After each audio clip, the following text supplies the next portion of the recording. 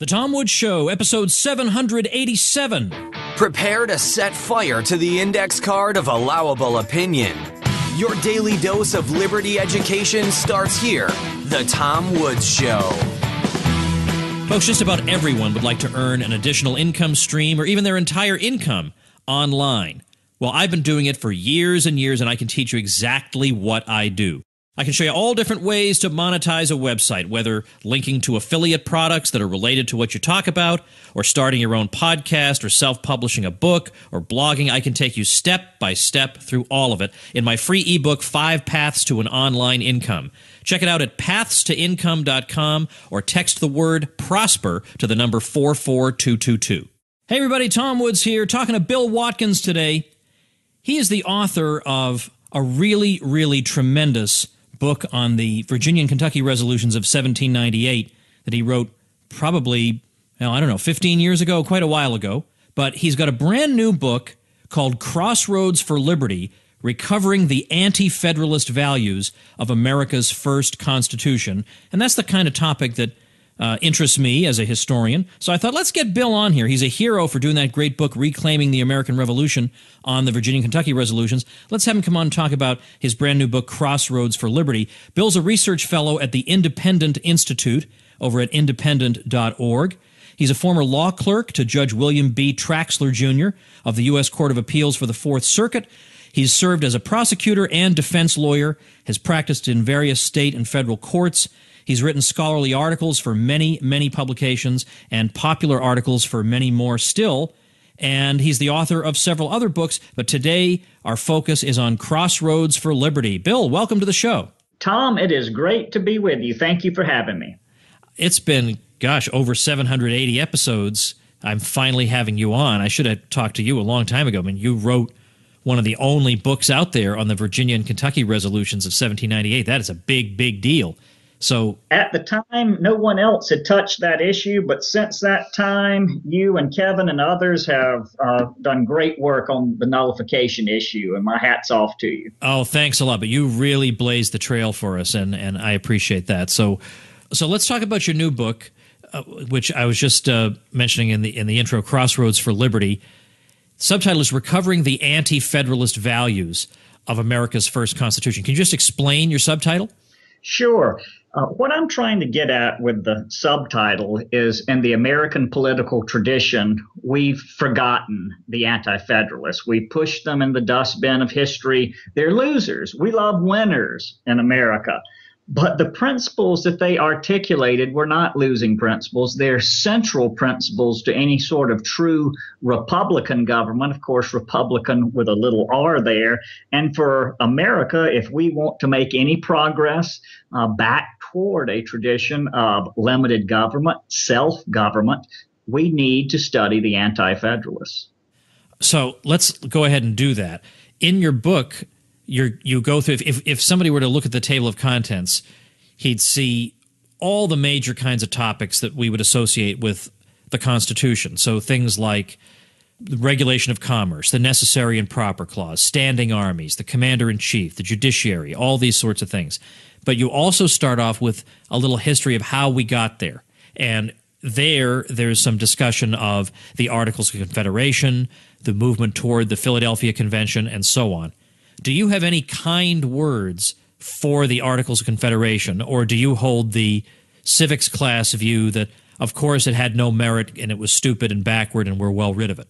The Articles of Confederation, as I try to show in this book, of course, was our first national constitution, and it was a beautiful constitution. It was a successful constitution. Of course, the two main goals of the Articles was to unite the colonies in a league so we could defeat Great Britain and each state could be independent, and also to preserve self-government in each individual state. Obviously, we weren't fighting the British in order to establish some great central government in Washington, D.C., New York, or elsewhere, but rather to govern ourselves in our state and local assemblies. If you look at those two main goals of the Articles of Confederation, we achieved it under the Articles. They were a success story.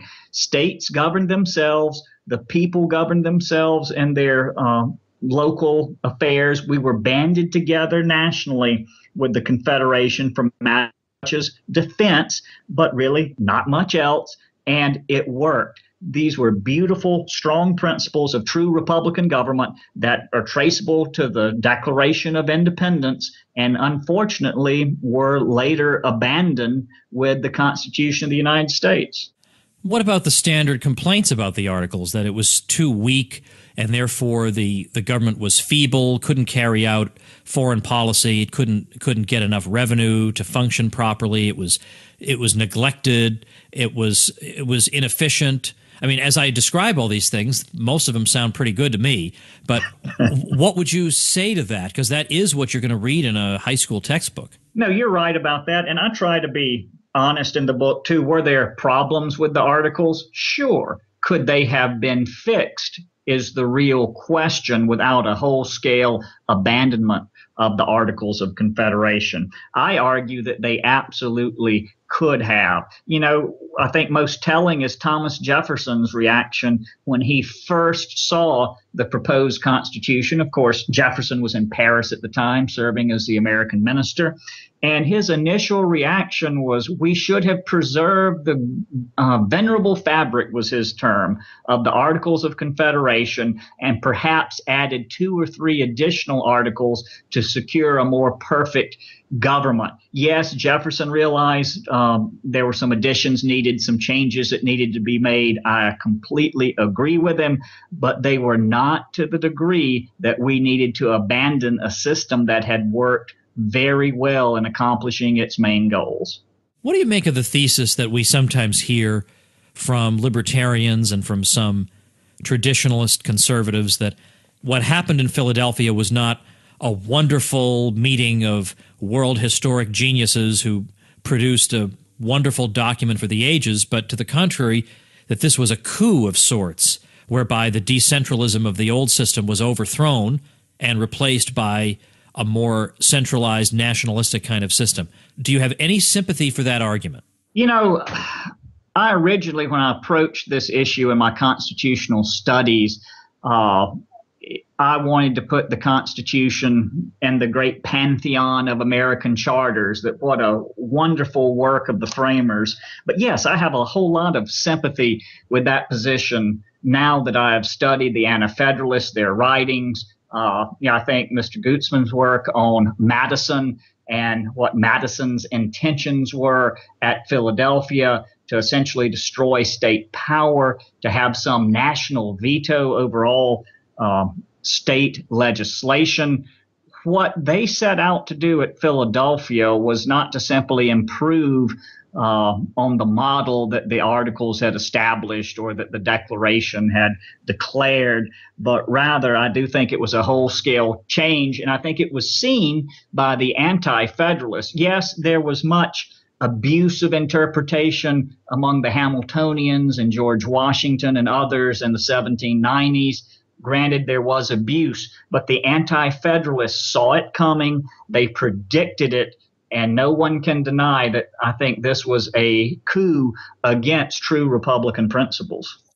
All right, so if that's your position, then how are you able to sustain the thesis that the Constitution has anti-Federalist roots or themes running through it? I would say that the Constitution, the anti-Federalist themes that we see in American history were offered by the Anti-Federalists in the ratification debates. They were offered afterwards as amendments to the Constitution that Madison overlooked and that he ignored. There was a great opportunity for structural change to the Constitution after it was ratified. Some of the greatest minds in the Republic offered amendments to many clauses, from the taxing clause to the representation, to the enumerated powers, etc. But those were ignored. I think to our poverty, they were ignored, that we have to recover these anti-Federalist values, I argue in my subtitle, from our first Constitution, which in my view is the Articles of Confederation, not our second one, which is the Constitution of 1787. All right, let's talk about then. Let's talk about a few of the more common clauses that people run into, and I've talked about these at some length. And I'm thinking in particular of the General Welfare Clause, the Necessary and Proper Clause, and the Commerce Clause, and the regulation of these things. So, what can you say about the regulation of commerce? Because that's the one that comes up in all the Supreme Court hearings, right, for where Supreme Court nominees are brought before U.S. senators. What's the correct way to think about that?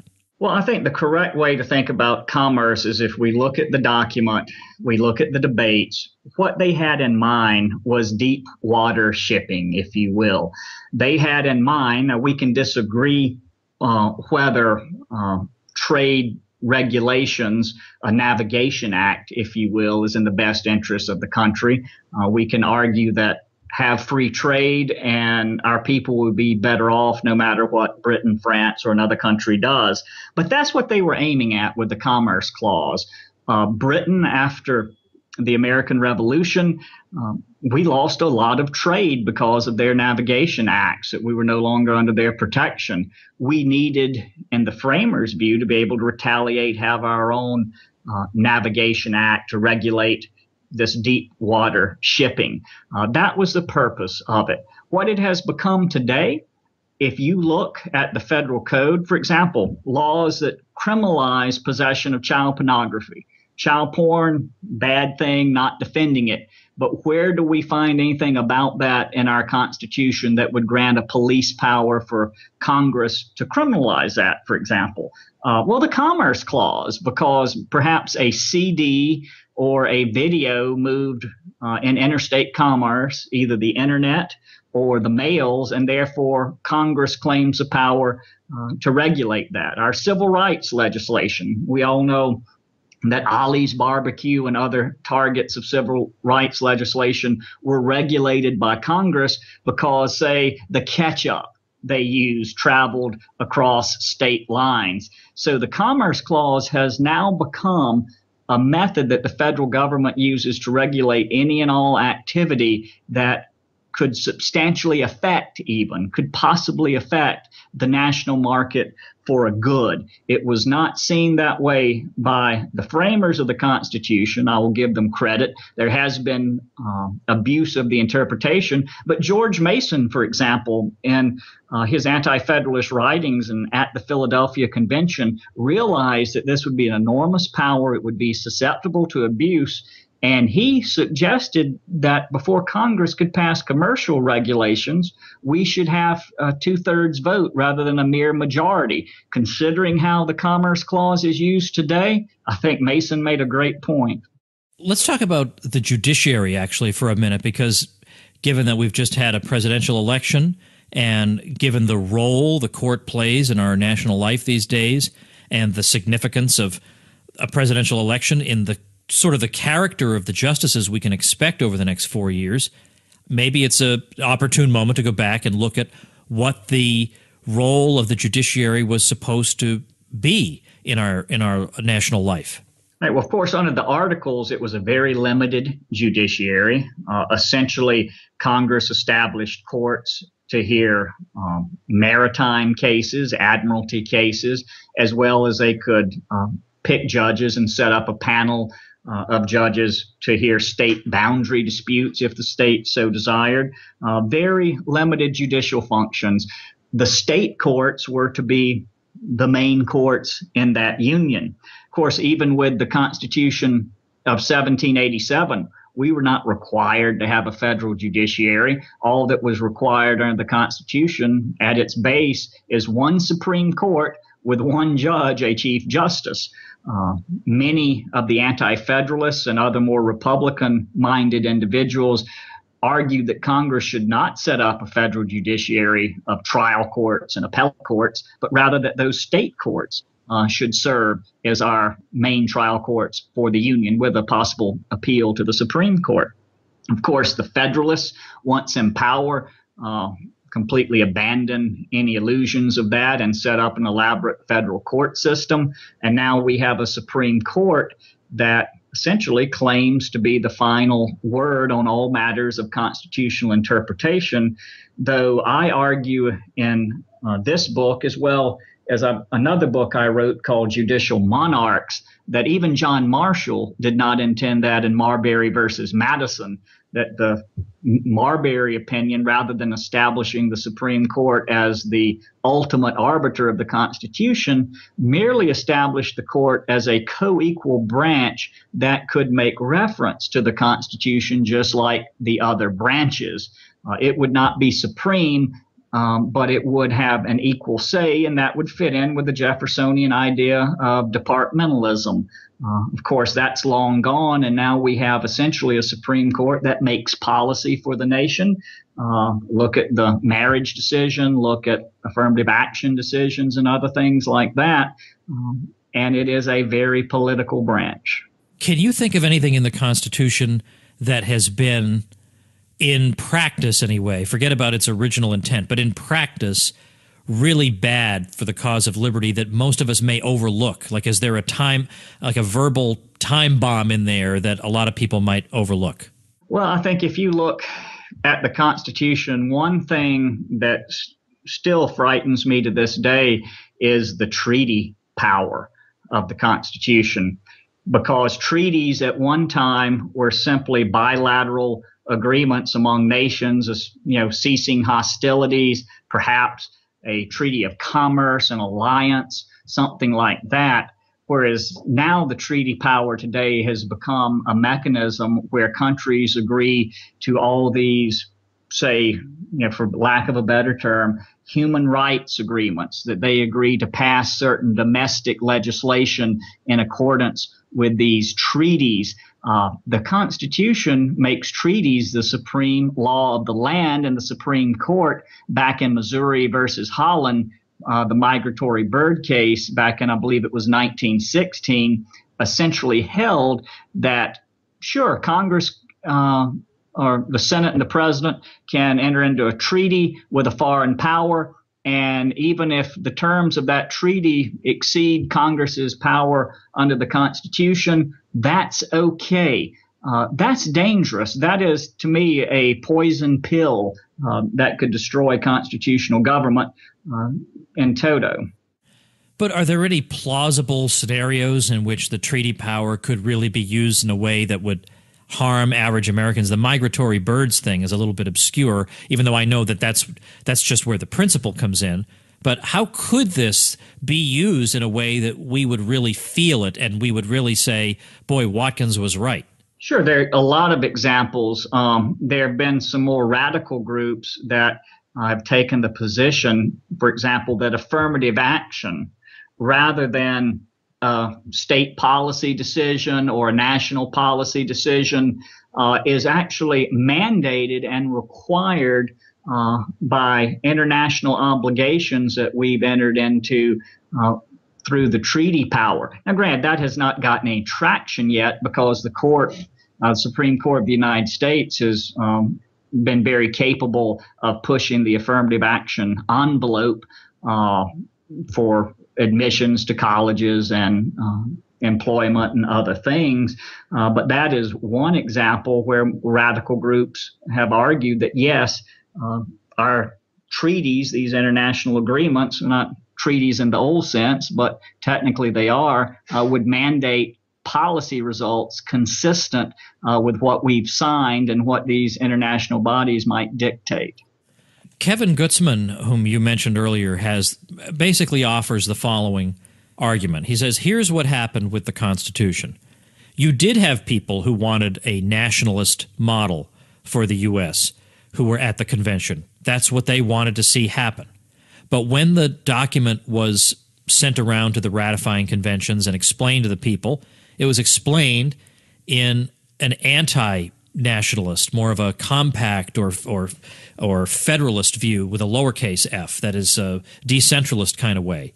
And he says that what matters about the Constitution is not so much what particular clauses taken out of context might mean, but how were these things explained to the people? And he says somebody like James Madison was an honorable figure in this whole process because although Madison did want a nationalist approach, as we can see from his original plan, when he saw that that's not what he got, and that that's not how the document was sold to the public. He didn't try to pretend that that's what the Constitution was. And so in the 1790s, he advocated what he believed, he stood in defense of the decentralist Constitution that he understood the people had gotten. Whereas Hamilton knew the people had gotten a decentralist Constitution, but then acted as if the nationalists had been victorious and then went ahead and interpreted it accordingly. So that's how I deal with the people who say the whole thing was a coup. I would say, yeah, there were people who wanted to do that, but the end result was a document that was sold to people as being just a small modification of the Articles that basically still kept the states as the priorities and so on and so forth. Do you have any objection to that way of looking at it? Yeah, I don't necessarily have an objection. Kevin's work is just tremendous in this area. I do think that and Madison and Jefferson argued this in the 1790s, that in interpreting the document, it ought to be interpreted in accordance with what its friends, meaning the Federalists, capital F, I guess in that case, told the people, this is what you're getting. They urged that interpretation. However, as a lawyer, I can tell you that very often the bottom line comes down to the text.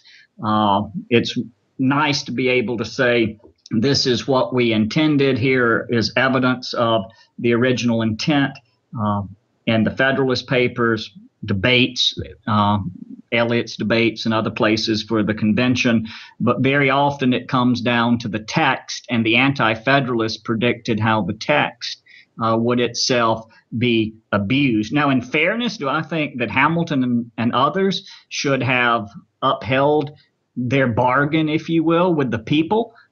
They presented the Constitution as a limited national document. Should they have upheld their end of the bargain? Yes, they should have. Did they ignore their previous words as soon as they came to power? Absolutely. And Madison, to his credit, we see him in his report in Virginia with the Kentucky and Virginia Resolution crisis, as well as he's the architect of the Virginia Resolution, came down with positions more consistent with what the people were sold in the late 1700s.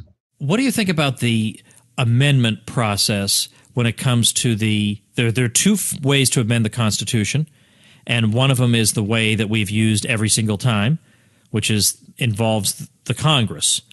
But there's another way that does not involve the Congress, and that is the Amendments Convention, the Article 5 Convention process. And the thinking behind that is that, as Kevin puts it, if Congress is the source of your problems, it's not going to be the source of your solutions. So it may be that at some point you would need to have recourse to a solution that does not involve Congress, namely the Article 5 approach. Now, I'm just curious to know, just for the heck of it, what your opinion on that is, because that's been coming up lately as a last resort because nobody else knows what to do.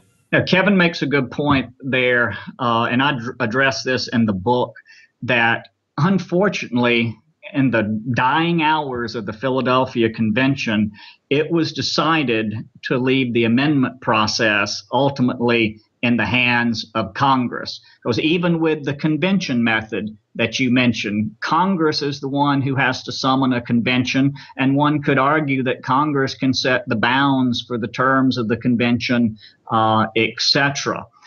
What we need, I think, and I think it was just lost there at the very end, is an amendment procedure where the states themselves can propose amendments and vote on amendments and ratify amendments without congressional action. That, say, South Carolina could propose a balanced budget amendment, if that were a good thing.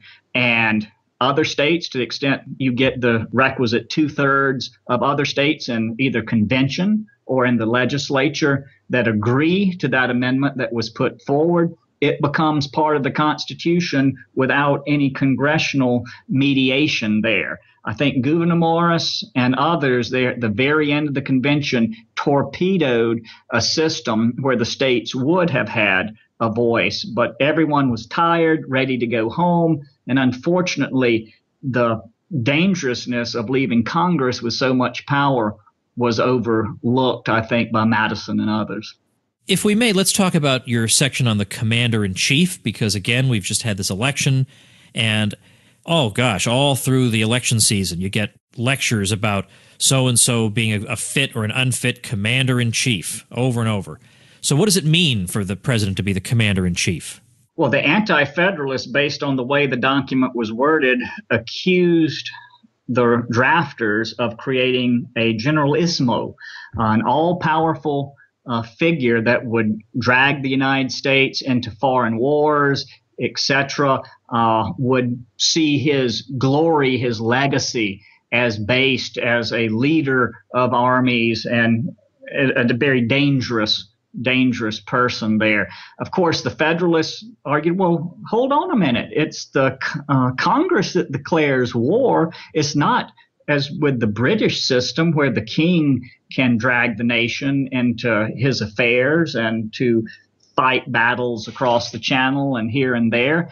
We have a different system. Of course, it is proven in time that Congress, for its own reasons, has abdicated this war-making power. It's abdicated really its role in foreign affairs generally and ceded that to a president. Presidents might go and get an authorization for military force, which Congress leaves pretty open-ended, where indeed we do have a generalissimo.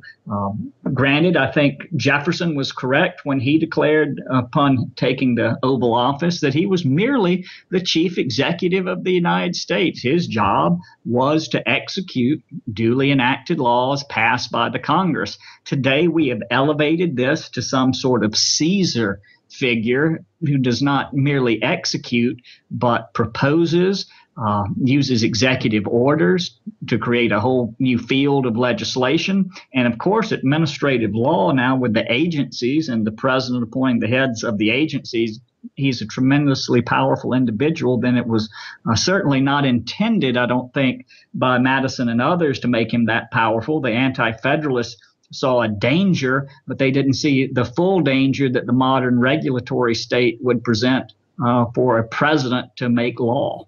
What do you think needs to be done now? Or let's suppose you don't have to worry about practicality or persuading a million people. If you could make some changes constitutionally, what do you think should be done? Well, here's what I think should be done. I think, one, we should have a discussion. Frankly, is the United States too big to be free? This whole issue of scale, Tom, are we simply too big to be a free republic? I think that's a fundamental question that was debated by the Federalists and Anti-Federalists. Of course, the Anti-Federalists, looking at Montesquieu, believed that a large continental republic would be inimical to liberty. When we look at debates regarding representation, today, as I point out in the book, the average congressional district is one representative for about 750,000 people. Washington at the Philadelphia Convention had in mind, he thought one for every 30,000 was about the maximum number that you should have to be able to maintain Republican government. I think a fundamental question is, are we too big to be free? Do we need to expand the House if we can maintain Republican government? What would that look like? I think we see in Germany, Japan, Great Britain, and other countries, they have much better ratios of representatives to citizens than we do. We have artificially capped the House of Representatives for well over 100 years at its current number. Question, should we expand the House, make it more representative so the people would have a voice? That's one thing I think we should consider, is expanding the House. Another thing I think we should consider is borrowing and spending. The Anti-Federalists wanted a provision in the Constitution that required a supermajority before the government could take on debt to finance wars or whatever sort of government programs. I look back at some of those proposals and think they could be adopted whole cloth today. This would give the few fiscally responsible representatives and senators that we have, those of the old Ron Paul school. I know Dr. No was often alone in his protestations, but there are a few up there that are sympathetic. That would give them some sort of stick, some sort of weapon to beat back all this spending, especially when we're not taxing ourselves for it. Not that I'm a fan of high tax rates, but as Jefferson and Madison noted with the Kentucky and Virginia resolutions, when John Adams started raising taxes for his war with France, they said, well, this is good news because war fever will be broken under the guise of the tax gatherer. People would feel that burden. But of course, when you're just borrowing money and running up a debt, that effect is lessened there. So I believe that amendment that the Anti-Federalists proposed would be a good idea for us to adopt there to cut back on that spending. I also believe firmly that if we're going to accept a country in which the Supreme Court does policy, that they make policy judgments, whether it be about who should be able to marry or who should be able to get into what schools, whether, say, juveniles should be subject to capital punishment, policy decisions. Well, doggone it, they ought to be elected. The people are the ultimate sovereigns in this country, and the courts, the Congress, the president, they're merely agents of the people. The people should have some say in who it sits on the court. If it's going to be a policy-making body, let it be accountable to the people. Well, the book is Crossroads for Liberty, Recovering the Anti-Federalist Values of America's First Constitution, and I'm linking to it at tomwoods.com/787. Well, best of luck with the book, Bill. I'm glad you did it. It's very interesting. It's packed with citations and great historical information of the kind nobody learns in school. That's the kind of book I feature on this show. Thanks so much. Tom, thank you for all you do for the liberty movement. Okay, tomwoods.com/787, remember, is where you can get Bill's book. There's a nice Amazon link there to get Bill's book. And also, I want to tell you about a brand new site called, I love this, truthjab.com, created by a listener of this show. Truthjab.com. Here's the About page. TruthJab is all about economics, political theory, current events, and theology from a Reformed Christian and libertarian, parentheses, usually overlapping, perspective. TruthJab seeks to present these topics to you like a quick punch to the face. I love that. So truthjab.com. And if you go there, you can see he's just getting started. He's already got numerous posts up about all sorts of things that are of interest to us, like the various people who are being bandied about as possible appointees in a Trump administration, all the sorts of topics you'd be interested in and that we cover here on the show. Well, you're going to get them like a quick punch to the face over at truthjab.com. So support a listener of the Tom Woods Show by checking out truthjab.com. I will link to it at tomwoods.com/787. And remember, of course, he's getting this nice shout-out because he used my link when he got his web hosting. So he gets the shout-out, he gets the nice backlink on my site, the 24 video tutorials, and membership in my private bloggers group where we plot and where we help each other out. It's a great and glorious thing to be part of. If you're interested in any of this, you want to get those bonuses, then before you get started on your site, check out tomwoods.com/publicity. Tomorrow, well, you know what? I don't want to tell you what tomorrow is. Tomorrow, be open-minded. Tomorrow, when it comes to episode 788, there are some of you who will say, nope, I'm just not going to listen to an episode on that subject. And no, it's not music. I'm not going to deal with progressive rock for a little while. I'm going to get Berzer on before the end of the year. It's not that. But some of you, I think, are like me and think, well, I'm not so sure I'm not an aficionado of this, so therefore I won't listen to the episode. Listen to it, and then you're going to feel bad for not having listened to the other ones. That's all I'm going to say about episode 788, which you will love, and which is coming up tomorrow. See you then. Become a smarter libertarian in just 30 minutes a day. Visit tomwoods.com to subscribe to the show for free, and we'll see you next time.